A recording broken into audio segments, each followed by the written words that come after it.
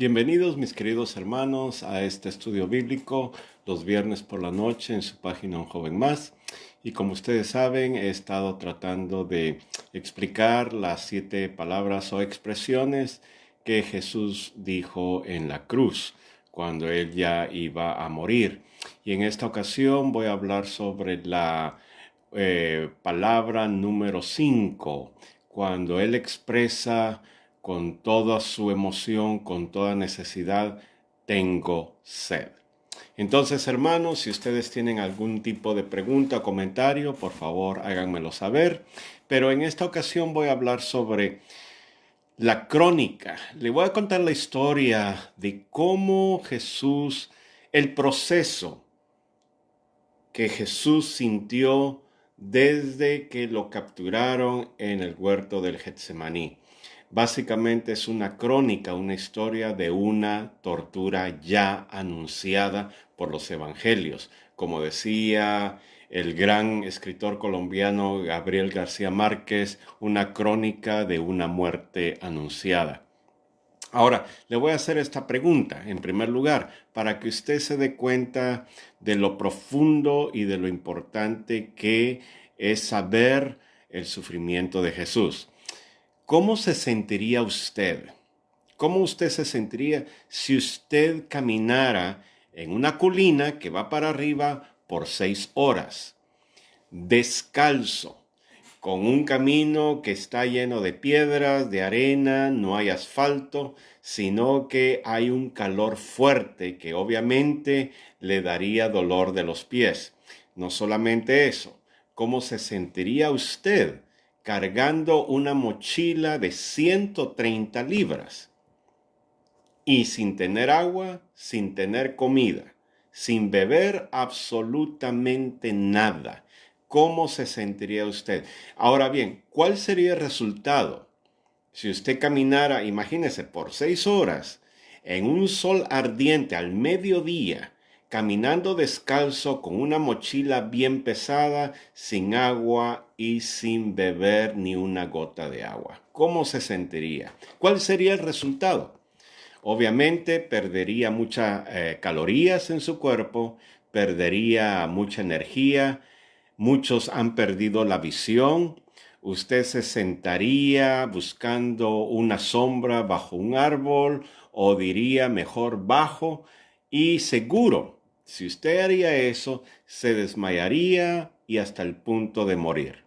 Entonces, mi pregunta es, ¿alguna vez usted, hermano, se ha puesto a pensar, se ha preguntado cuánto líquido, cuánta energía perdió Jesús en la vía dolorosa, como dice un himno, en su sufrimiento, desde que lo azotaron, hermanos, hasta llegar al monte de Gólgota, ¿no? El monte de la calavera? ¿Cuánto perdió, no solamente de líquido, pero de sangre? ¿Cuánta sangre perdió Jesús durante su crucifixión? Recuerden que el sufrimiento de Jesús no empezó en la cruz, empezó mucho antes, en la noche que lo capturaron en el huerto de Getsemaní. Dice Lucas que en su narrativa que Jesús estaba tan, pero tan agobiado, con mucha agonía, que sudaba como grandes gotas de sangre. En otras palabras, Jesús se estaba muriendo en ese mismo momento por el estrés, por la tensión y especialmente porque Satanás quería matarlo en ese mismo momento, impidiéndole ir a la cruz del Calvario, donde iba a ser salvo usted y yo. Mire qué tremendo. Jesús estaba deshidratado completamente. Entonces, los médicos calculan que perdió aproximadamente, desde que lo empezaron a azotar hasta que estaba clavado en la cruz, 7 litros de sangre. Imagínese eso, hermano. A usted le quitan 1 litro y usted está desmayado. Se pone blanco, blanco. Imagínese 7 litros, según los médicos. 7 litros serían, usted ha visto las botellas de Coca-Cola o de Pepsi, que son de 2 litros. Imagínese 3 botellas de Pepsi. Esa cantidad de sangre perdió nuestro Señor Jesucristo desde que lo capturaron. Jesús no comió absolutamente nada, no le dieron de comer ni bebió nada. Qué tremendo, hermanos. Le pegaron, lo patearon, lo humillaron, se burlaban de él, lo escupieron y lo azotaron. ¿Qué más querían ellos? Su carne, hermano, estaba desprendida del pellejo completamente y lleno de sangre. Y dice la Biblia que estaba completamente desfigurado. Si ustedes han visto películas sobre el martirio de Jesús, las películas en realidad son muy gentiles porque no muestran la horripilante tortura que nuestro Jesús recibió. Dice Isaías 53 que estaba sin hermosura para que nosotros nos acercáramos a Él, no porque Él era bello, sino porque esa figura que no tenía figura fue debido a que Él se sacrificó por nosotros. Los convictos en ese tipo de tortura del Imperio Romano, que ha sido hasta el momento una de las más crueles, solían recibir 39 golpes con unas puntas hechas de hueso de cordero. Imagínese usted que le desgarraba completamente el pellejo, ¿verdad? Y a Jesús le hicieron eso. Según los médicos, esto causaba muchos temblores porque tocaba los nervios de cada parte de la espalda, de la cara y de los brazos, e incluso acumulación de sangre y líquidos en los pulmones. De camino al lugar de la crucifixión, muchos de los criminales se resistían. Se recuerda que tenían que azotarlos y tenían que caminar aproximadamente 5 kilómetros, hermano. Muchos se resistían y morían allí por el estrés de la aflicción que los iban a colgar en ese madero. Pero dice la Biblia, hermanos, y esto es lo lindo, Jesús no se resistió. Él dice el Evangelio de Lucas y de Juan que tomó él mismo el madero. Todos los criminales se resistían y los soldados romanos les obligaban a que abrazaran ese madero y lo llevaban empujando. Jesús no lo hizo. Jesús tomó el madero y lo siguió como un corderito. Hermanos, cuando yo estoy hablando de esto me emociono, pero de una compasión porque Él lo hizo por mí. Estos criminales que iban hacia la cruz eran golpeados, como dije, ridiculizados, escupidos. Mire, la gente que estaba rodeando por los curiosos lo escupían. Gente lleno de odio, gente de la calle, gente de baja clase. Esta gente no le importaba. Ellos querían un show, un espectáculo, que muera. Y obviamente a Jesús lo trataron como peor que un criminal. Además le habían clavado una corona de espinas en su cabeza. Mire, la crucifixión era, como dije, la tortura más sanguinaria que en la historia de la faz de la tierra ha encontrado. Mire, los piececitos de Jesús fueron atados y clavados. La muerte fue muy lenta. Para muchas víctimas, estas víctimas estaban completamente desnudas, así como Jesús. No como las películas muestran con un trapito, no, él estaba completamente desnudo. Y muchos criminales estaban ahí por horas. Pero la razón por qué sobrevivían era por alguna cosa que no podían entender, pero de repente se sacudían con espasmos. Por el dolor, tenían náuseas, vomitaban y obviamente morían por la dificultad de respirar, porque estaban extendiendo. Bueno, muchos estaban así y otros como Jesús y ya no podían respirar. La sangre, mire, la sangre no podía ni siquiera fluir a las extremidades que estaban tensas. Los clavos, hermano, eran como 12 centímetros de largo y se incrustaban, no dicen las manos, porque si fueran en las manos había roto completamente los huesos por el peso de la persona. Sin embargo, ellos buscaron un espacio aquí en la muñeca y ahí fue donde le clavaron esta herramienta horrible a Jesús. tocándole los nervios. ¿Alguna vez usted ha tenido la oportunidad de ir al dentista?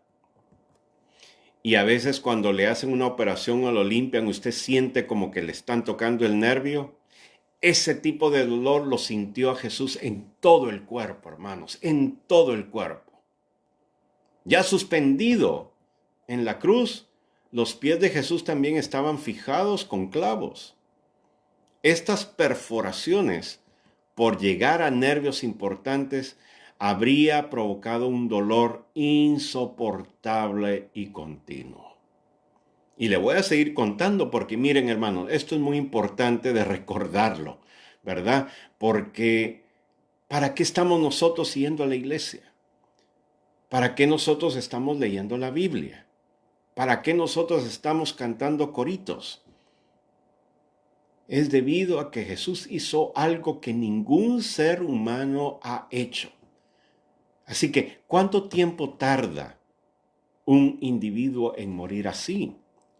La mayoría moría al instante. Ya sea mueren de calambres o se atrofian los músculos y le hacen morir por falta de aire, con muchos dolores. Mire, el odio que tenía la gente hacia Jesús era muy evidente. Y mire, lo triste es, la gente, se recuerda en los pasajes bíblicos, decía, Hosana, Hosana, aplaudían, traían palmas y le celebraban y Jesús en su burrito, ¿no? Pero esa gente desapareció. Y me atrevería a decir que esa misma gente insultó a Jesús diciéndole a Pilato, crucifícale. La gente de esa cultura, de ese contorno, prefería vivir en una mentira y por eso liberaron a Barrabás y querían matar la verdad. Prefieren la mentira que la verdad. Y eso pasa en este mismo momento en su cultura, en su país, así como en mi país. Mucha gente que está apartada de Dios prefiere vivir bajo una mentira, como dice Pablo en 2 Corintios capítulo 4, versículo 4, que debido a la maldad del príncipe de este mundo, los encegueció. Mucha gente estaba completamente ciega y prefirieron matar la verdad, que era Jesús. Y no solamente eso, como un tipo de burla, le pusieron un letrero encima de su cabeza que decía el rey de los judíos, como una burla. Y no solamente eso, fue escrito en 3 idiomas. ¿Qué implica esto? Implica que lo escribieron en hebreo, que simboliza la religión que permeaba en ese momento. Lo escribieron en griego, que simbolizaba la cultura de ese contorno social. Y en latín, que simbolizaba el gobierno. En los 3 niveles se estaban burlando de Jesús. El gobierno se burló de Jesús, la cultura, la gente con esa cultura se burló de Jesús y la religión se burló de Jesús. Es increíble, hermanos, cómo nuestro Señor Jesucristo pudo soportar todo eso. Finalmente, exclamó algo que cada individuo desearía.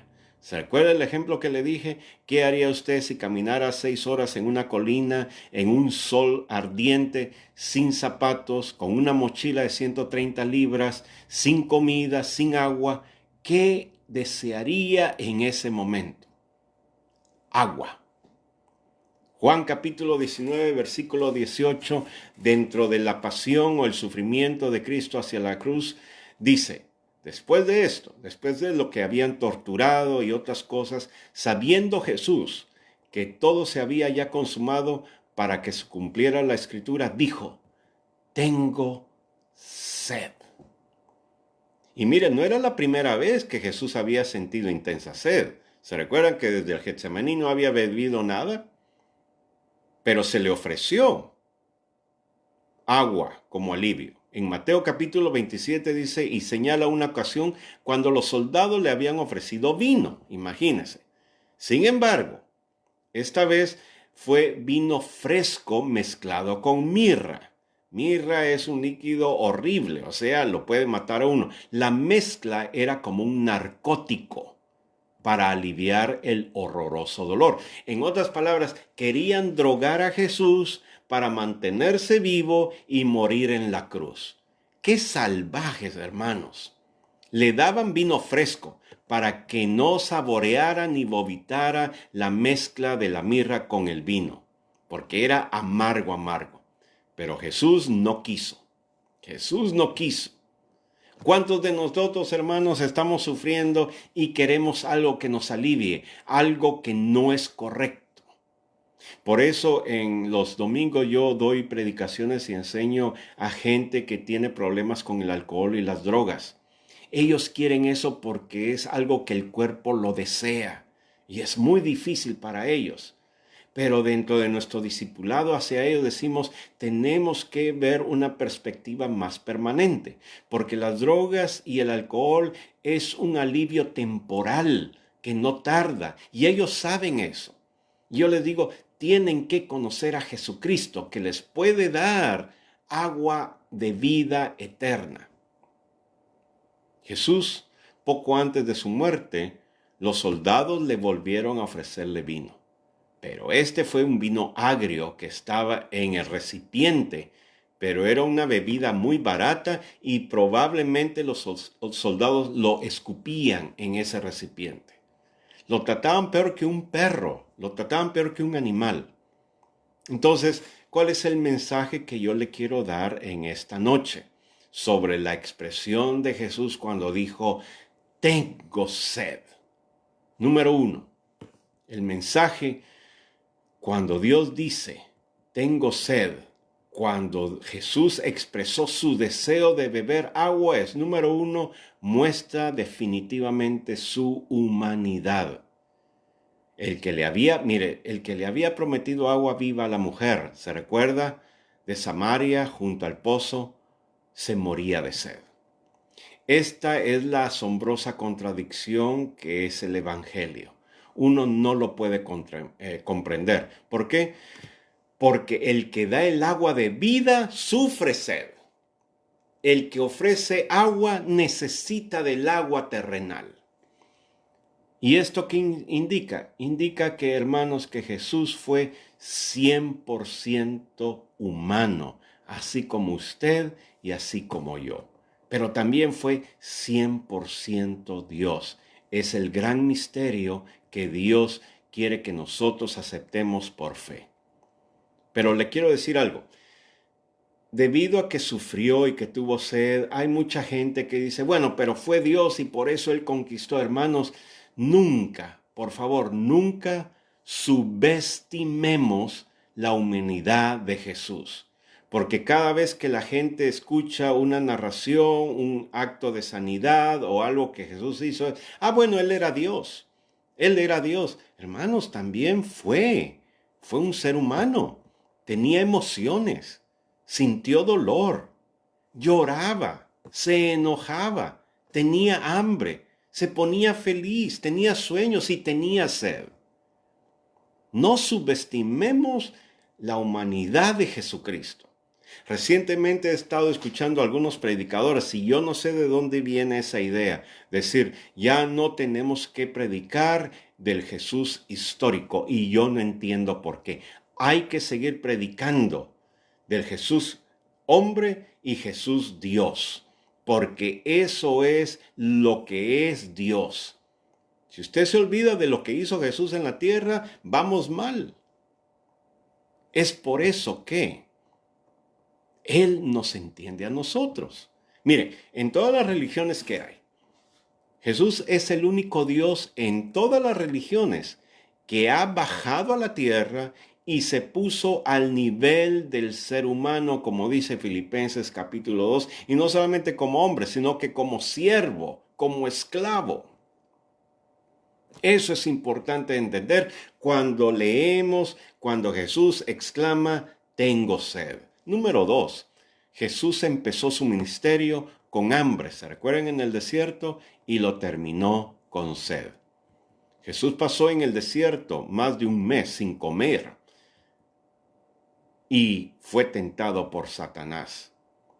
Después de su prueba en el desierto, su cuerpo se mostró con señales de la falta de comida. Pero eso, hermanos, de ninguna manera disminuyó su deidad. Más bien, y esta es la lección, reafirmó su humanidad. No fue como Buda, que se retiró a la montaña y escapó de los problemas, ni Mahoma, que él también se escapó de los problemas y él quiso ser el profeta de un pueblo grande. Jesús confrontó el problema, decidió sufrir voluntariamente. Pero la Escritura nos dice que fue tentado en todo como nosotros, pero sin pecado. Así que, hermanos, cuando usted tenga un problema, veamos a Jesús, porque Él conoce tu dolor. Él conoce mis problemas. Él conoce la confusión que tenemos en nuestra mente. ¿Y por qué me pasa esto? Yo no sé si voy a sobrevivir mañana. Es que he tenido mucho sufrimiento. Es que mi familia ha hecho esto y lo otro. Nos estamos enfocando en nosotros mismos y no en Jesús. Jesús dice es el sumo sacerdote y Él es la brecha, el puente de la conexión entre Dios Padre y nosotros. Y luego dice Hebreos capítulo 4 que tenemos la oportunidad. Estamos teniendo accesibilidad a acercarnos al trono de su gracia. Eso es lo que hizo Jesús. Y número 3, cuando Jesús dice tengo sed, muestra el desprendimiento del Salvador. Se lo voy a explicar. En toda la Odisea significa en toda la crisis que tuvo Jesús, toda esa Odisea que Jesús tuvo que pasar, pensaba, hermanos, en las necesidades de los que lo rodeaban. Él no dijo, pobrecito yo. Padre, yo soy tu hijo, ¿qué me estás haciendo? Yo hice esto, yo hice milagros, yo prediqué tu evangelio, yo tuve que tolerar a estos 12 discípulos que eran bien tontos, trabajé como carpintero, ¿y esto me das de regreso? ¿Este es mi premio? Él no dijo nada de eso, hermanos, más bien sus palabras. Por eso me gustaría que usted viera las 7 palabras de las cuales he dicho. Las primeras 2 reflejan, estas declaraciones en la cruz reflejan su amor, número 1, por sus enemigos. Por eso dice, Padre, perdónalos a ellos que no saben lo que hacen. Se estaba refiriendo hacia los romanos, hacia los judíos y a los que lo estaban viendo. También en su segunda palabra le habla al ladrón diciendo que en este momento tú estarás conmigo en el paraíso. Él se preocupó por el ladrón moribundo que estaba allí. Y número 3, también estaba por sus seres queridos. Por eso Jesús le dijo a Juan y a su madre, Madre, he aquí tu hijo. Hijo, he ahí tu madre. Se preocupó en el sufrimiento. La pregunta que le quiero hacer a usted y a mí, cuando estamos sufriendo, ¿pensamos en nosotros o pensamos en nosotros mismos? Hay una serie de televisión que estoy viendo y me puso en qué pensar, en reflexionar, de una pareja que es ciega. Y ellos corren una escuela para ciegos, ¿no? Les enseñan a leer, etcétera, etcétera.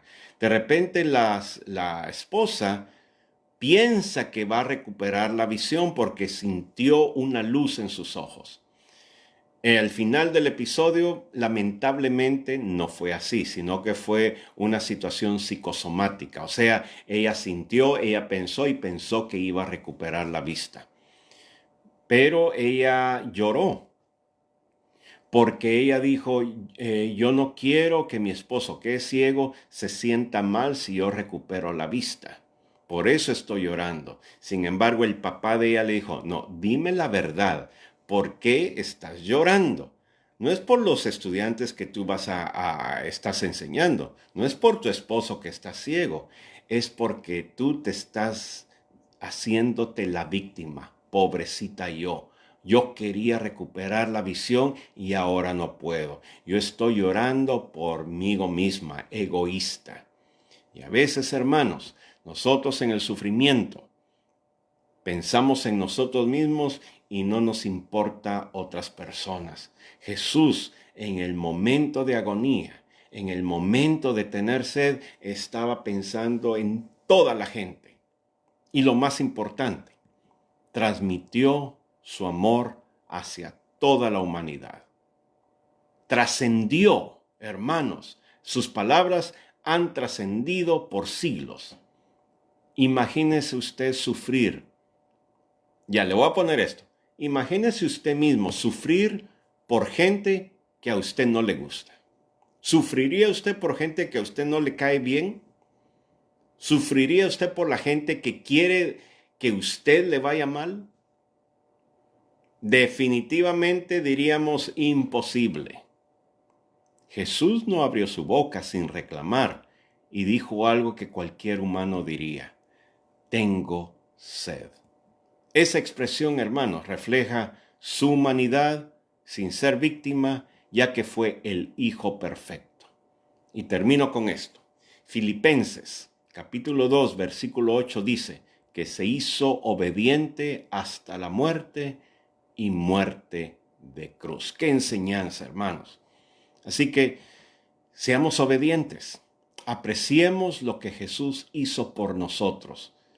Mientras Él tuvo sed, Él quiere que bebamos de su agua que corren como ríos de agua viva y que nunca tendremos sed. Así que levantemos nuestras manos, démosle gracias a Dios por el sacrificio que Jesús hizo. Y así, hermanos, vamos a tener una relación muy linda con Jesús. Mientras más pensemos en Él, en el sacrificio, más vamos a comprender. No porque lo hizo, porque solamente Él puede tener ese amor tan grande, pero podemos comprender más de su misión aquí en la tierra. Hagámoslo. El domingo, hermanos, voy a hablar sobre la sexta palabra. La sexta palabra de Jesús es muy impactante como todas, pero Él dijo, consumado es. ¿Qué significa consumado? ¿Es algo legal? ¿Es algo que solamente lo dijo por decirlo? ¿O hay mucha implicación? Eso es lo que voy a hablar este domingo a las 7:30 de la noche, hora de Guatemala. Mientras tanto, hermanos, compartan este video para que la iglesia se fortalezca y que nunca pierda la visión y nunca se olvide de lo que Jesús hizo en la cruz del Calvario. Dios me les bendiga.